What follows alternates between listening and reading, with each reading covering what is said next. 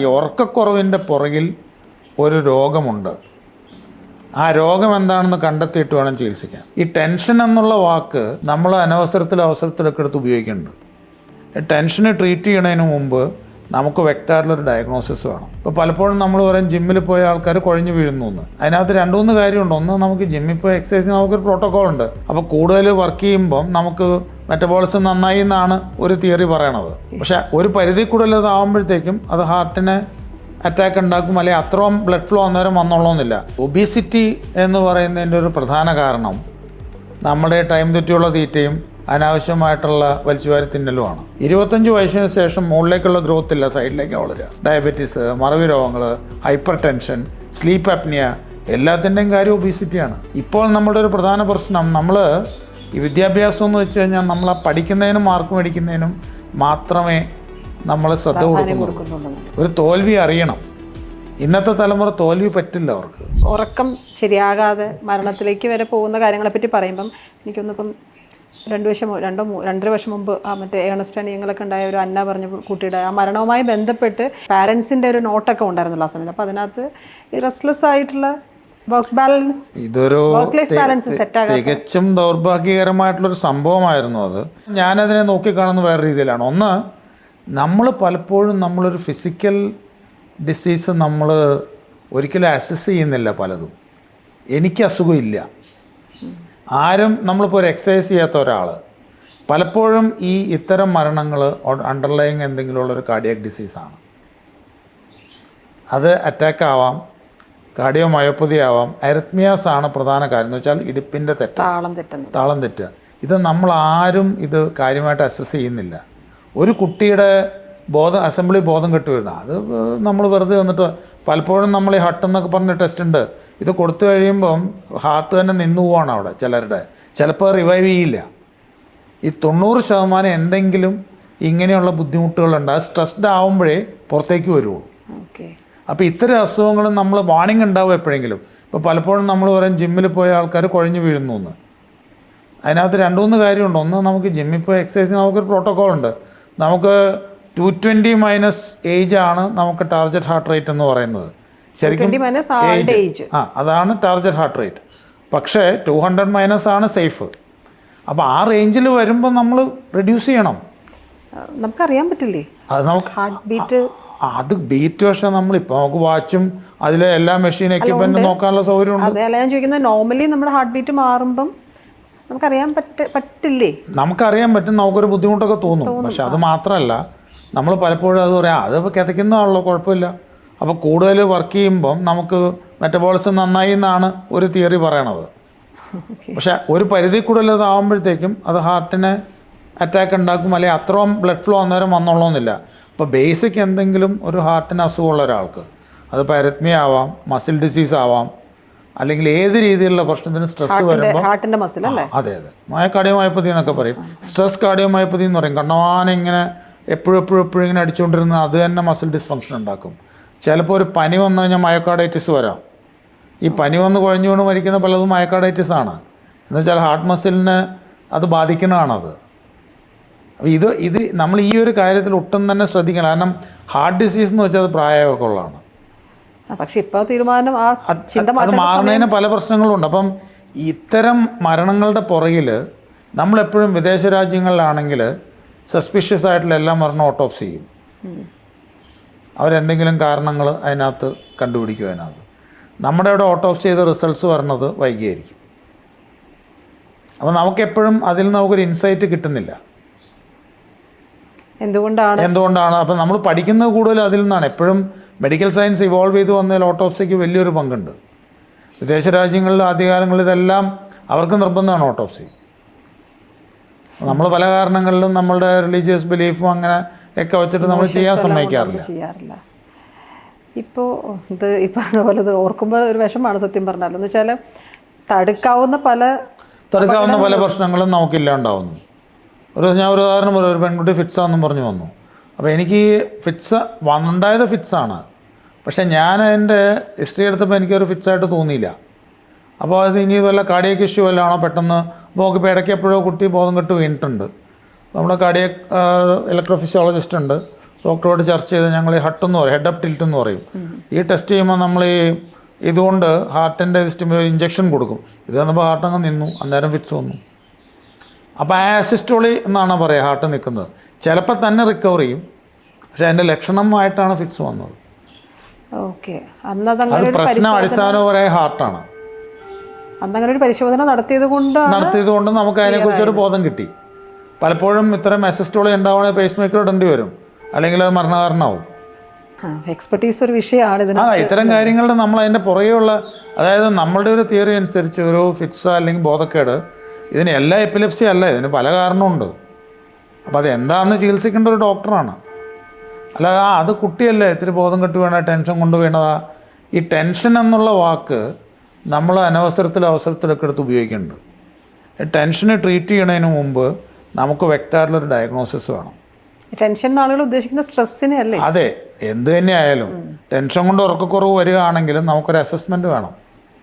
ഇപ്പോൾ തൈറോയിഡിൻ്റെ അസുഖമുണ്ടോ, അല്ലെങ്കിൽ വേറെ എന്തെങ്കിലും അസുഖമുണ്ടോ, അല്ലെങ്കിൽ വേറെ എന്തെങ്കിലും ഓട്ടോഇമ്മ്യൂൺ ഡിസീസസ് ഉണ്ടോ, ഇതെല്ലാം അസസ് ചെയ്തതിന് ശേഷം മാത്രമേ മരുന്ന് തുടങ്ങാൻ പാടുള്ളൂ. കഴിഞ്ഞ ദിവസം ഞങ്ങളുടെ ഒരു സ്ലീപ്പിൻ്റെ കോൺഫറൻസിൽ പുറത്തുനിന്ന് വന്ന ഒരു ഡോക്ടർ ഉണ്ടായിരുന്നു. അദ്ദേഹം പറയായിരുന്നു, ഇന്ത്യക്കാരനാണ്, ഇത്രയും ഉറക്ക ഗുളിക ഇന്ത്യയിൽ മാത്രമേ പ്രിസ്ക്രൈബ് ചെയ്യപ്പെടുന്നുള്ളൂ എന്നുള്ളത്. അതായത് മറ്റൊരു രാജ്യത്ത് ഇത്ര ഉറക്ക ഗുളിക കിട്ടണമെന്നുണ്ടെങ്കിൽ സ്ട്രിഞ്ചൻ നോബ്സാണ്. നമുക്കിവിടെ അങ്ങനെ ഇല്ല. പലപ്പോഴും നമ്മുടെ ഇവിടെ അങ്ങനെ ഉറക്ക ഗുളിക ഈസിലി അവൈലബിൾ ആണോ? ഈസിലി അവൈലബിൾ ആണ് പലയിടത്തും. അല്ല, ഞാൻ എന്താ ചോദിക്കുന്നതെന്ന് വെച്ചാൽ ഇപ്പം എൻ്റെ അമ്മയൊക്കെ മിക്കവാറും ഇപ്പോൾ നിയമം കർശനമാക്കി. അതായത് ഇതെല്ലാം പണ്ട് ആൾക്കാർക്ക് എന്ന് ചോദിച്ചു കഴിഞ്ഞാൽ സോൾപ്പിടം കിട്ടുമായിരുന്നു. ഇപ്പം അങ്ങനെയല്ല, ഇപ്പം നിയമം കർശനമാക്കി. അല്ല, അതിൻ്റെ പ്രശ്നം ഇതാണ്, ഈ ഉറക്കക്കുറവിൻ്റെ പുറകിൽ ഒരു രോഗമുണ്ട്. ആ രോഗം എന്താണെന്ന് കണ്ടെത്തിയിട്ട് വേണം ചികിത്സിക്കാൻ. ആദ്യം ഐഡൻറ്റിഫൈ ചെയ്തതിന് ശേഷം അല്ലാതെ ഉറക്കക്കുറവ് ഒരു ചികിത്സയല്ല കൊടുക്കേണ്ടത്. അങ്ങനെ കൊടുക്കണമെന്ന് ഡോക്ടർക്ക് തോന്നുകയാണെങ്കിൽ വ്യക്തമായിട്ടും ഒരു ട്രാൻസിയൻ്റ് ആയിട്ടുള്ള പ്രശ്നമെന്ന് അദ്ദേഹത്തിന് ഉറപ്പുണ്ടായിരിക്കണം. ഉറപ്പില്ലാതെ ഇത് കൊടുക്കാൻ പാടില്ല. അതാണ് അതിൻ്റെ നിയമം.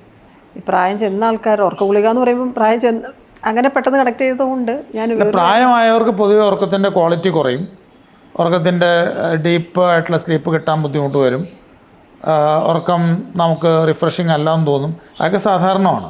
അതിൽ പഴയ പോലെ ഉറങ്ങാൻ പറ്റുന്നില്ല എന്നുള്ളതിൻ്റെ അത് നോർമലായിട്ടുള്ള കാര്യമാണ്. കുറച്ചൊരു അഡ്ജസ്റ്റ്മെൻറ്റിലൊക്കെ കാര്യങ്ങളൊക്കെ നീങ്ങും. പലർക്കും ഡയബറ്റീസും അതുപോലെയുള്ള പ്രശ്നങ്ങളൊക്കെ ഉണ്ടാവും, അതിനുള്ള മെഡിസിൻസും കഴിക്കുന്നുണ്ടാവും. അതിൻ്റെ എല്ലാത്തിൻ്റെയും കൂടെ ഒരു ആകത്തുകയാണ് ഇത്തരം പ്രശ്നങ്ങൾ.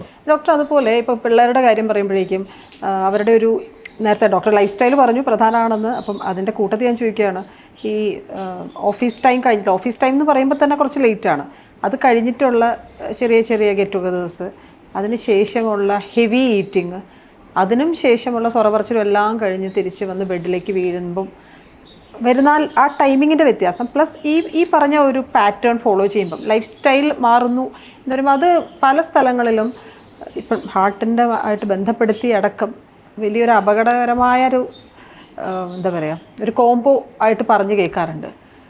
അത് ഡോക്ടറുടെ ഒരു പോയിന്റ് ഓഫ് വ്യൂ. അല്ല, അതെന്താണെന്ന് വെച്ചാൽ ഈ ഒബീസിറ്റി എന്ന് പറയുന്നതിൻ്റെ ഒരു പ്രധാന കാരണം നമ്മുടെ ടൈം തെറ്റിയുള്ള തീറ്റയും അനാവശ്യമായിട്ടുള്ള വലിച്ചുവാരി തിന്നലുമാണ്.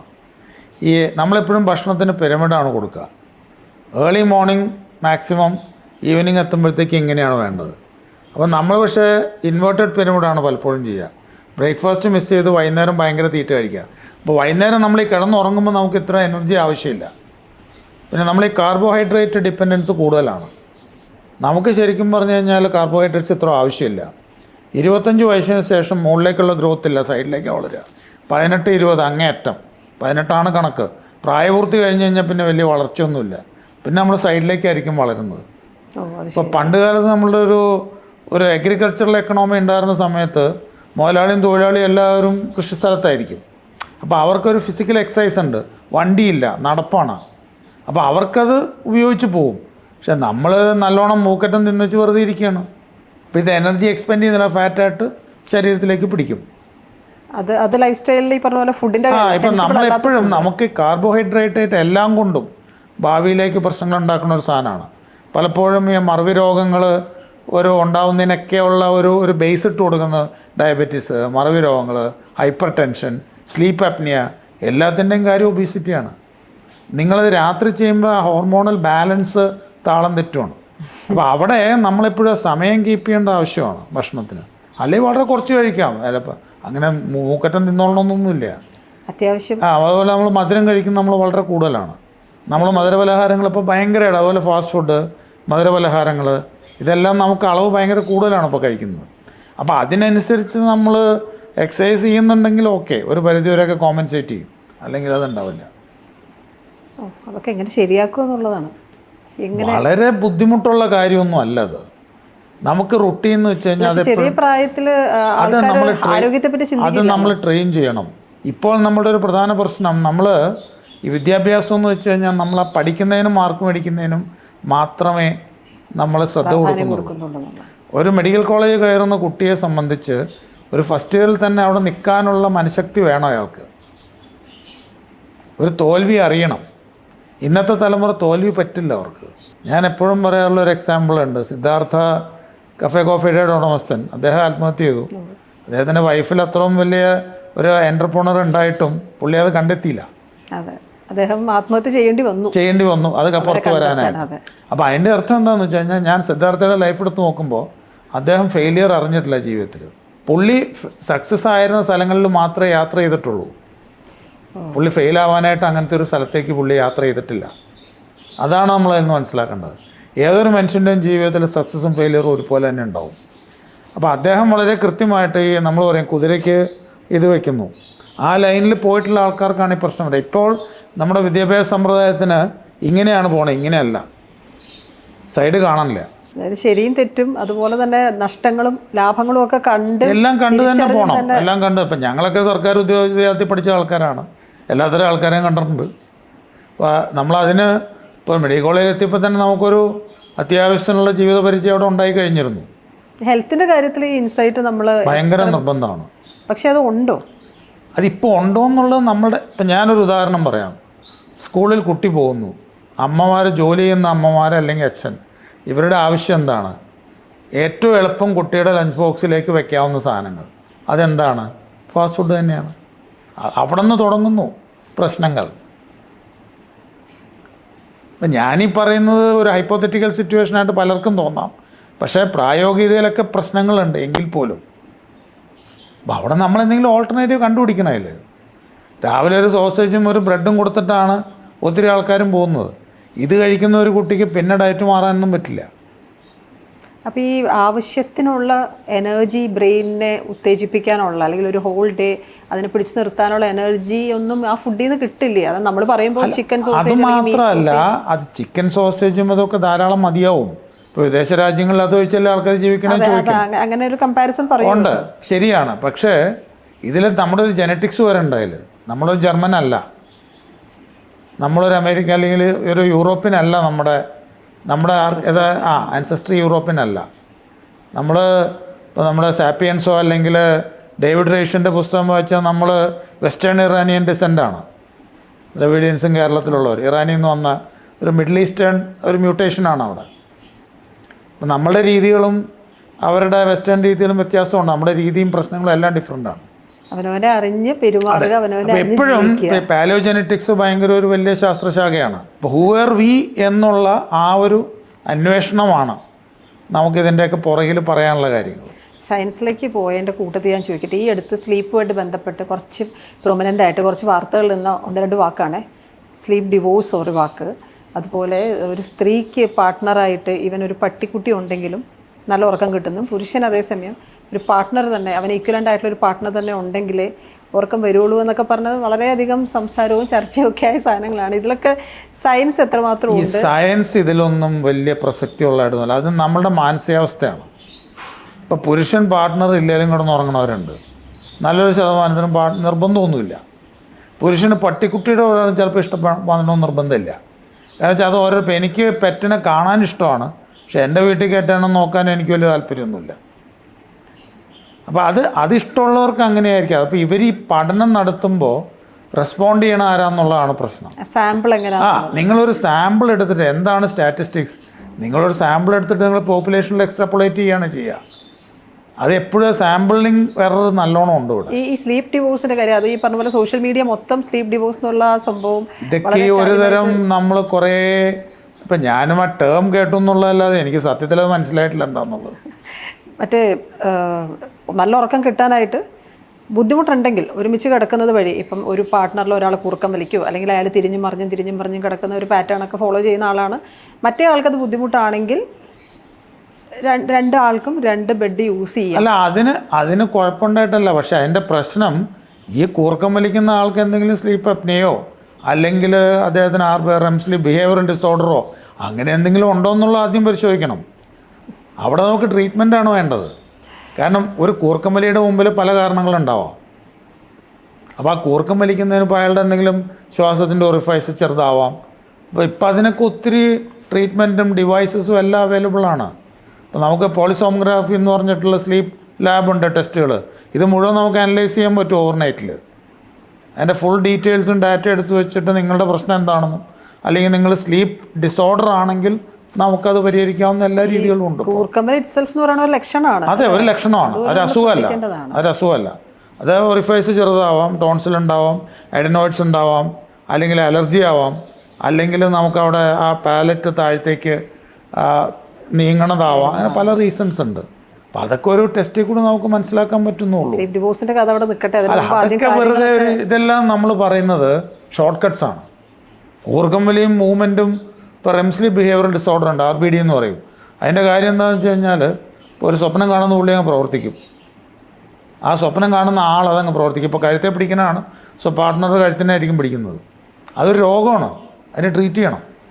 ഡോക്ടർ അത് പറഞ്ഞപ്പോൾ ഈ പാനിക് അറ്റാക്ക് പ്യുവർലി സൈക്കോളജിക്കൽ സാധനമാണ്. പക്ഷേ പാനിക് അറ്റാക്ക് വരുന്ന ആൾക്കാരുടെ ഈ പറഞ്ഞ പോലെ അവരുടെ ഒരു ന്യൂറോളജിക്കൽ ഇഷ്യൂസ് ആണെന്നൊക്കെ പല ആളുകളും പറഞ്ഞു കേട്ടിട്ടുള്ളതാണ്. ഞാനതിൻ്റെ സയൻസിനെ പറ്റി ഞാൻ അവെയർ അല്ല. അങ്ങനെയുള്ള ആളുകൾക്ക് ഉറക്കവുമായി ബന്ധപ്പെട്ടും ഹാർട്ടുമായി ബന്ധപ്പെട്ടും ഒക്കെ കണക്ഷൻ അല്ല. പാനിക് അറ്റാക്ക് എന്ന് പറഞ്ഞാൽ എന്താണ്? നമ്മുടെ ബ്രെയിൻ വർക്ക് ചെയ്യുന്നതിൽ നമുക്ക് 3 ട്രാൻസ്മിറ്റർ സിസ്റ്റംസ് ഉണ്ട്. ഒന്ന് ഡോപ്പമൈൻ, ഒന്ന് നോറെപ്പിനെഫ്രിൻ, ഒന്ന് സെറട്ടോണിൻ. ഈ 3 കെമിക്കൽസാണ്, ട്രാൻസ്മിറ്റേഴ്സാണ് നമ്മുടെ ബിഹേവിയർ. ഏത് സൈക്യാട്രിക് കണ്ടീഷനിലായാലും മരുന്നുകളെല്ലാം ടാർഗറ്റ് ചെയ്യണേ 3 ട്രാൻസ്മിറ്റേഴ്സിനാണ്: ഡോപ്പമൈൻ, സെറട്ടോണിൻ ആൻഡ് നോറെപ്പിനെഫ്രിൻ.